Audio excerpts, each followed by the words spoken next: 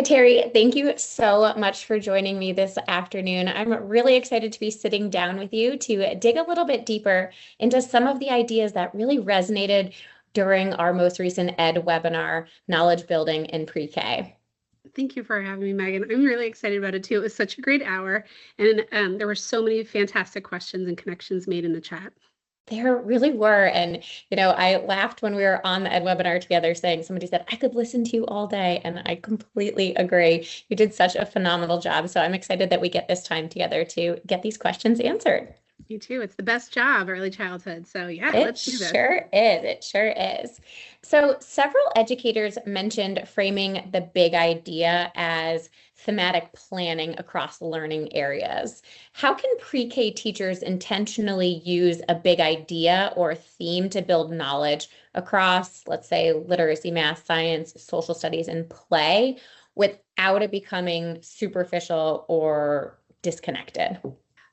This is wonderful, because I think this is a space that sometimes as early childhood educators, we can fall into a space of finding things that could be a theme, but maybe it does become disconnected, right? So there's a National Dots Day, right?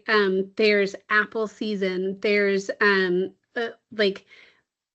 that if I did it, like weather, maybe it would be superficial and disconnected, or maybe it would be deep, right? And so even in my word that I'm using to describe my big idea, how I enact it is what matters the most. So the big idea in an integrated curriculum or in any curriculum is something that we want to think about that kids are excited about, that they actually wonder about. So there's going to be questions that they're going to want to know more and more and more about. And it's something that has vertical significance. So it's something that, while it's important right now to them and they're excited about it, even as they grow and as they get older, it will continue to be important for them to build some knowledge around that, to understand some knowledge around that. So if I think of, something like Valentine's Day or National Dot Day, maybe there's a way that I could leverage that to have some vertical significance. Maybe there's a way that we would talk about, what's historical significance? What are holidays? How could I sort? Maybe there's a way I could do that. Or maybe it would just be a day and my kids wouldn't get that into it. They wouldn't have that many questions about it. And, all of the questions are easily answered. And so then it's a surface level work. So when you're planning, I recommend that you think, okay, here's my big idea, and then see, kind of put yourself in the perspective of your learners and see what questions you think they would ask. What might you ask as an adult? Do you genuinely have something that you're interested about and wondering about? Because if you do, it's going to have that vertical significance. Your kids, you've thought through their excitement, their interest, their wonder, and then you as an adult, and then oh, this can actually go deep.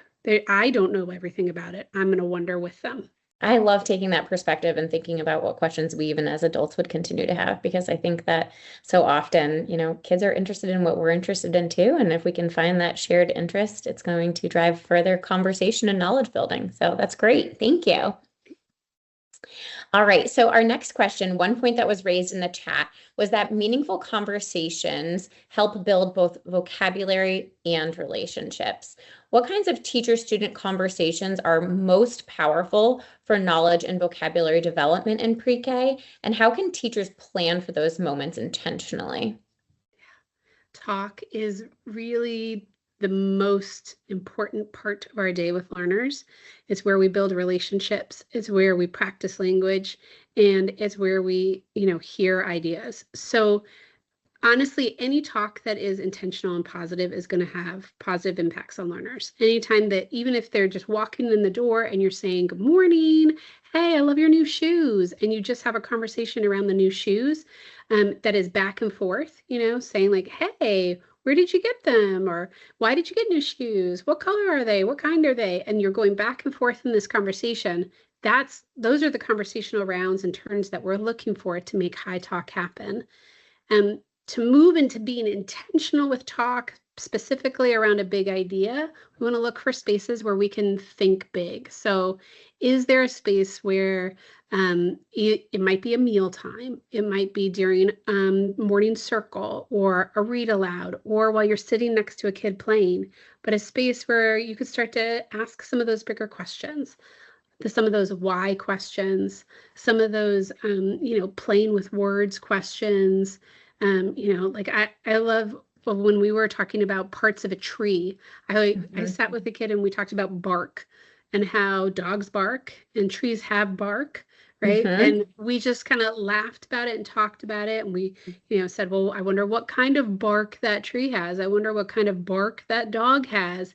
And it's a fun conversation, but it's really making sense of the words and starting to do that think big place of saying, we're going to have a longer conversation around that, the relationships of words, some of those like hidden things in the way we talk that we can make visible. I love that. And, I was a pre-K teacher not too long ago at this point.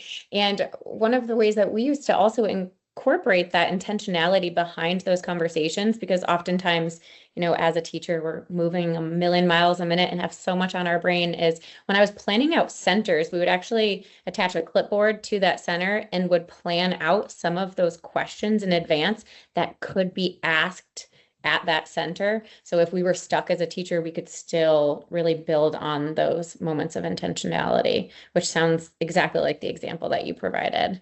It's a brilliant idea. It's a brilliant idea because then they can be there, right? Over time. And anyone who goes into that space will be like, oh, these are the questions I could ask, even if it's a family member or an occupational therapist or your paraprofessional. I love it. I've also done where I have a list of kids that are in my class, and then I will just keep track of like, yeah, I did sit with Megan today and talk with her just for 2 minutes, but she and I have like a really great Play-Doh chat, right? Around the big idea. And then, oh, yep, I talked with this person. And then on my list, I'll realize, oh man, I still haven't had my 2 minutes or 3 minutes one-on-one with, Adam. And so I'm going to sit with him and I'm going to make sure I get to talk with him. That is a really, really nice idea to really make sure that those conversations are happening with every student. I love that. So one of the slides that you had shared on our presentation talked about the simple view of writing. And when we hung up, I told you how excited I was to see the simple view of writing, because oftentimes, as educators and being in the ed space, we see the simple view of reading, but not necessarily writing. And comprehension is, of course, composition is so important in pre-K, but oftentimes pre-K educators can get a little bit weighed down with the idea of thinking of these young kids learning how to write.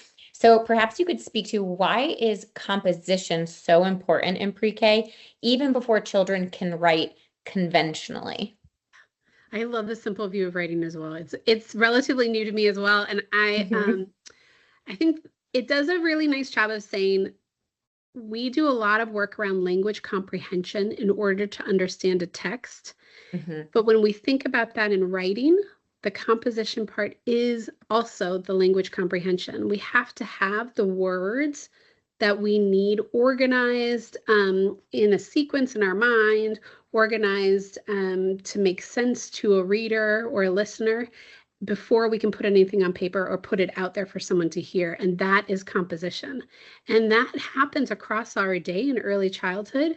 But often I think we think of writing as handwriting. And sometimes we'll stay away a little bit from writing because we don't want kids to practice making their letters wrong. But I'm here to say that if my kids practice everything perfectly, or practiced it and remembered it exactly that one way forever, then, my teaching would be really good. So there's some great things to realizing when I'm having kids talk and I'm having them draw, and maybe they're labeling their drawing or starting to write or trying to write or even doing like that scribble. I love that with their fake words. All of that is a great opportunity to practice the composition space. And it's okay for them to make letters backwards, to start from the bottom and go up in that space when your goal is to think about the composition. And then to have a space where we're practicing, here's the right way to form a letter. Let's really practice it. And then start to build that transition, that bridge between those two spaces. But the composition bit, I don't know if you've ever had this where like older kids will say, I don't know what to write about, and they get real stuck. Well, if we start with young learners of like, hey, if you talk out an idea, you could make up a story, you could tell about your weekend, and you just talk with Mhm. someone, draw, right? Scribble, make a sketch. Even building, I would do that with my kids, build something and then tell about it.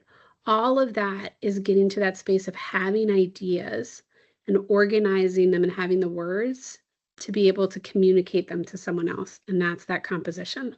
So the more we do that in early childhood, the better prepared they'll be later to be writers, but really the more they'll become people who are writers because they're communicators. I love that. And, that even lends itself to what we were talking about as far as having those intentional conversations with kids. Those two things go really well hand in hand, with being able to, let those ideas bloom. So that's Oh, Megan, awesome. that's such a great point because if I'm sitting and you're doing like Play-Doh, right? We could talk Yeah, about that. And then maybe you would want to like go draw a picture about that, right? And exactly. that would be you writing about what you did in Play-Doh or the story you made or something. And yeah, that's a great connection. Yeah. And wouldn't that be Man, I great might for have to kids get to back then in the bring it home? classroom. Yes. Kateri, thank you so much for sharing your insight today. We really hope that these conversations gave you a few concrete ways to think about composition, thematic planning, intentional talk, and tools for building knowledge in pre-K. If you'd like to explore these ideas further, be sure to check out our full webinar recording and related resources. Thank you again for joining us. We are so glad that you are here.